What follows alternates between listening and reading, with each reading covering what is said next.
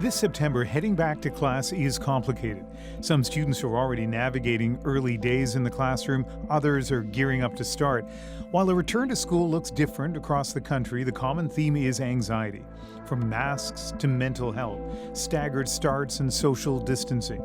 Parents, students, teachers have all been flooding our inbox with questions.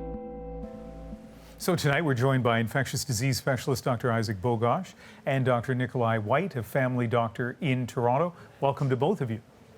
Thanks for having me on. Dr. Bogosh, let's start with this question from Mark, a grandparent from here in BC. How does a move to cohorts align with previous public health guidelines regarding social distancing and keeping social bubbles small? And just before you answer that question, I'll just jump in and say cohort has become kind of a COVID jargon word. And for example, in BC, it's 60 students in younger grades up to 120 students in older grades that they kind of stay not in one classroom, but in one group. Dr. Bogosh? Yeah, so that could potentially be a problem. And certainly if there is a case of COVID-19 introduced into a class, it doesn't necessarily mean that the entire class or the entire cohort needs to go home and self-isolate for 14 days. What will happen is the public health unit will investigate. They'll determine the specific circumstances around that positive case. It certainly is going to be the case that the affected individual will have to go home for 14 days. It might be the case that the whole class has to go home. It might be the case that there's just a few other people within the class that have to go home. But a lot of that will depend on the investigation conducted by the local public health unit. All right, Dr. White, next question to you. Your clinic is near the University of Toronto campus, so you've probably fielded questions like this one. What are the risks of living with roommates during the pandemic, specifically in a university setting? Thanks. I think the first thing is to remember that you're going to be in close contact with your roommates. And so it is important to be in communication with them. You should talk about what you guys are going to do if someone becomes sick. You should remember that if anyone is symptomatic, you should go get tested. Right now in Canada, we do have access to testing, so do not hesitate to go if you're having fever, cough, or if you're just generally feeling unwell. It is important that if someone is sick at home, that you physically distance from them, try to stay in different rooms, don't eat meals together, and if possible, you could even consider wearing a mask at home. I think the main thing is just having that conversation and making sure that everyone in the household is on the same page. Yeah, it's going to take a lot of vigilance by people in settings they don't really expect to act that way, like in their apartments or with roommates. Dr. Bogosh, with cold and flu season around the corner, we're getting a lot of questions like this one. Hi, I'm Olivia, and I'm going into 7th grade this year. I was wondering what happens if I get a cold. Will I have to stay home for 2 weeks? All right, Olivia, that's a fantastic question. It's not necessarily the case. The different provinces have different protocols for what to do in a situation just like that. If clearly there's been a close contact or a potential contact with a person who's positive for COVID-19, yeah, you probably will have to spend 14 days at home or go and get a diagnostic test and have that help determine the duration of time at home. But if there's no obvious close contact with someone with COVID-19, and if you speak with your primary care provider or online or with the local public health unit and they say there's no need to get a test, then in some situations, depending on the province, they'll say you need 24 hours without symptoms, and then you'll be allowed to return to school.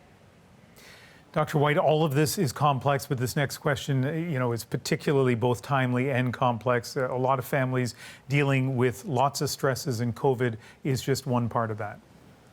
Our children are very aware of what's happening south of the border.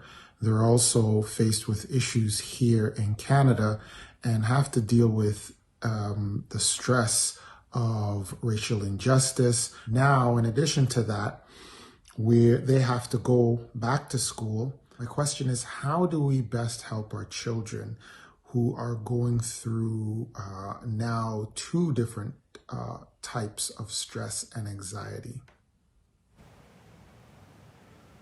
It's a very challenging question, and I really feel for that family.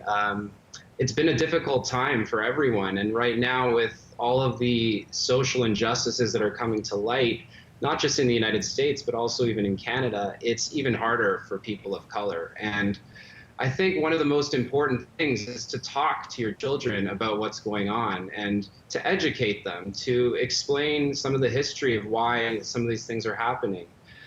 Many kids don't have access to good sources of information, so make sure that you are providing that information and they're not hearing it from someone else. Personally, I've found it very stressful dealing with not just COVID, but seeing some of the social injustices that have been happening over the past few months. I think it's important to remember that stress can impact our immune system, and so you should think about ways to help your immune functioning. And things like physical activity and exercise, making sure the kids are staying active, make sure they're eating well, make sure they're sleeping well.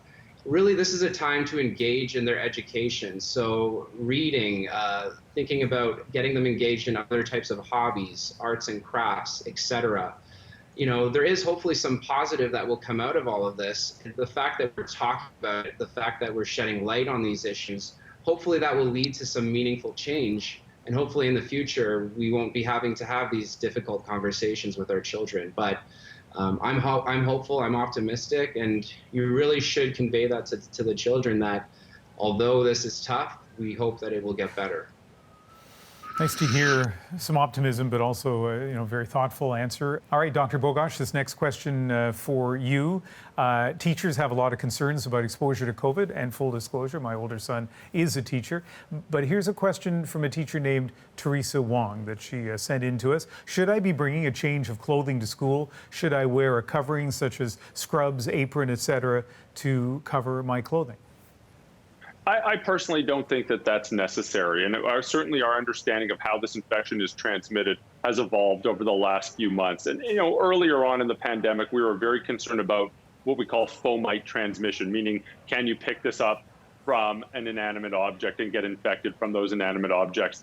Certainly that is possible. It's just much smaller a risk than we previously thought. So I don't personally think it's necessary to wear scrubs to a place like school or to bring a change of clothing to school. I think hand sanitation is extremely important, and of course attention to the other fundamental public health principles like physical distancing and putting on a mask in an indoor setting. Dr. White, I don't know if you've been getting a version of this question in your practice, but via email we had somebody asking about the best face covering for kids when children return to school. Why can't they wear face shields rather than masks? Well, I think it just comes down to the purpose of having a face covering. The goal is to prevent droplet spread. And so I don't necessarily think we have any studies comparing face shields to masks in children. I think the main thing, though, is that something should be covering their face. I do think from a practical standpoint, in terms of availability, masks are easier. They're more readily available right now in Canada. They're relatively easy to make. I think getting every child in a face shield would be a logistical challenge. And so I think probably the best thing would be some sort of face covering, a cloth or a mask covering would be adequate. I don't necessarily think we need to have our children wearing face shields. And you know what? We have 30 seconds, so Dr. Bogosh, let me put the same question to you. Yeah, I completely agree. Certainly, they just haven't been compared head to head, and most of the data that we have, which is far from perfect, is really featuring on masks. I think the vast majority of kids can wear a mask, and that'll do just fine. In the rare but real, but still rare circumstance that a child cannot wear a mask for whatever reason, a face shield should certainly be a fine alternative. And as Dr. White points out, the key thing here is covering the mouth and nose. So preferably a mask, but a face shield for the rare circumstances that a child can't wear a mask would be a fine substitute. Dr. Bogosh, Dr. White, really nice hearing from both of you tonight. My pleasure.